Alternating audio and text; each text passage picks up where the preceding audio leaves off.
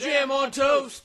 Hey there, welcome to the Jam. I'm Cameron, and today the toast is to Cell, a web series by Lovable Varmint Productions, written and directed by Mark Gardner. Now, I realize this is not part of a normal thing. I was thinking about saving this for Weird Movie Club, but it's going to be so far down the line, I kind of want to do it now, while I was still really fresh with me. I discovered Mark and the Weird Girls at RTX this year.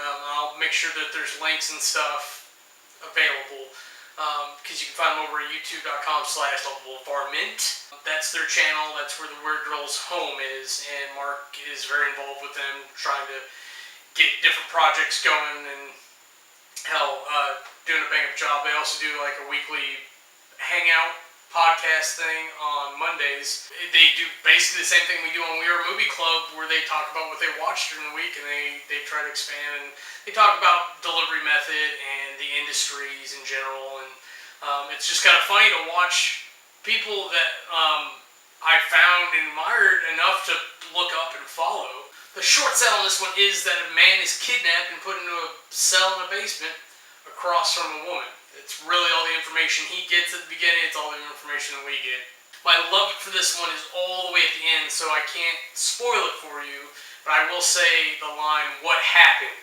And for people who have seen it, you'll know what I'm talking about, and it shouldn't ruin anything for those who haven't. My hate for this one is there's a scene where one of the characters gets rather bloody, and there's blood distributed here and there, and I understand movies enough that I know they did it for dramatic effect, but looking at what happened and everything, it didn't quite make sense where the blood was, and only the super anal retentive people like me that review movies and series that would notice anything like that. Everyone else is going to be like, wow, what a great scene this is, because, oh my god, it is. The MVP for this was Jordan Gibson. She not only does such a fantastic job, but she essentially plays like 3 or 4 different characters throughout the series. And even though she's the same person, the same literal character, but that character is putting up faces and act. But let's move along to the categories.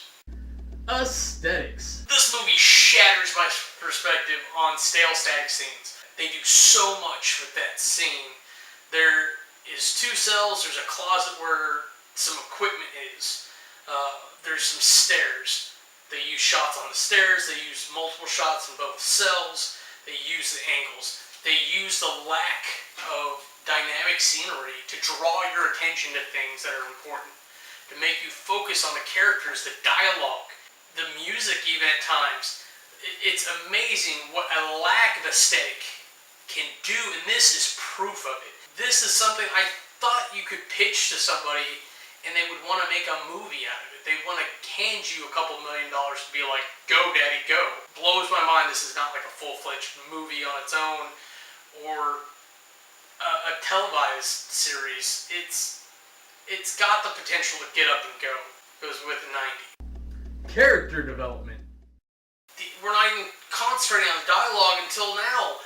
The characters change through all their conversation. It's literally 2 people stuck in a basement. One other person that comes in and talks to them. The isolation is supposed to be part of whatever experience they're supposed to be going through. So they have each other, they talk, as their spirits wax and wane, as they figure different parts of information out about each other, about their captor, about their location, about their past lives, about their current situation. Everything is constantly changing as we're drip-fed information, and you know I love drip-fed information.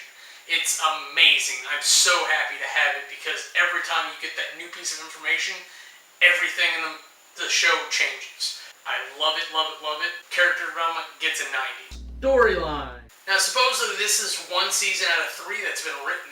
They need money to get the other 2 seasons off the ground, because, hey, you do. It's just part of it. People need to get paid, equipment needs to get bought, supplies need to be bought. It's just the way of the world. This story built perfectly. You start with almost nothing, with almost a disinterest. Funny enough, I just watched something with extra credits about how they do this in video games. They use the nothing to draw your attention to certain aspects. And this does that well. The farther you go, the more important the story gets, the more information you get put together, all the way to the end, where you notice that this is just one part of a bigger universe, and there is so much more going on. And I can't spoil anything for you, but trust me that it's good, it's good, it's good, it's worth the experience, it's worth sitting through those first couple episodes where maybe you don't get what's going on. Maybe there's not enough to intrigue you. There was for me, but everybody's not the same. There are people who are going to struggle, but about episode 3, you're going to be locked in. Storyline gets a 95. Compulsion. I kind of saw what was going on. I kind of saw what we were going to get into, and I was waiting on certain bits. Waiting on the bits that I knew were to come, and they did. I'm not saying I wasn't surprised. I'm just saying that I know enough about watching movies and shows to know that to expect certain things at this point. And I got them, and they were good. But waiting on that definitely got me through the first couple episodes. Once I got them, I was hooked in as hard as I'm telling you that you'll be. And I watched through it, and it really drags you into it. It's super compelling. You want to know about these characters. You personalize with them. There's something about their situation where either you project yourself, if that was happening to me, I think that's how I would feel. I want to be as smart as these characters are. Or maybe there's something about being trapped in the real world that makes you feel like you're in prison and you can relate to it. Anyways, I related to it really well. I got into it. I saw aspects of it, so from a personal standpoint, from a technical standpoint, from a writing standpoint, they had me drawn in all the way to the point where I told you that what happened, and I said the line, and they said it back to me, and it was just a perfect moment. Compulsion gets a 90. Now, if you total that up, you get an average of 91.25. To me, that makes this a top tier show. It's a must watch, if not own. But it is an online web series, so it's a must-watch pretty much only. I'm sure if you want to pay them for a DVD, they'd be happy to do that for you. I don't know if that's a thing, but I'm sure they'll take money if you throw it at them. For my wrap-up review, I've got to say, as long as you don't have some kind of trigger about being kidnapped, as long as you can handle a serious, thrilling show, you're going to love this one, and you're going to love where it goes.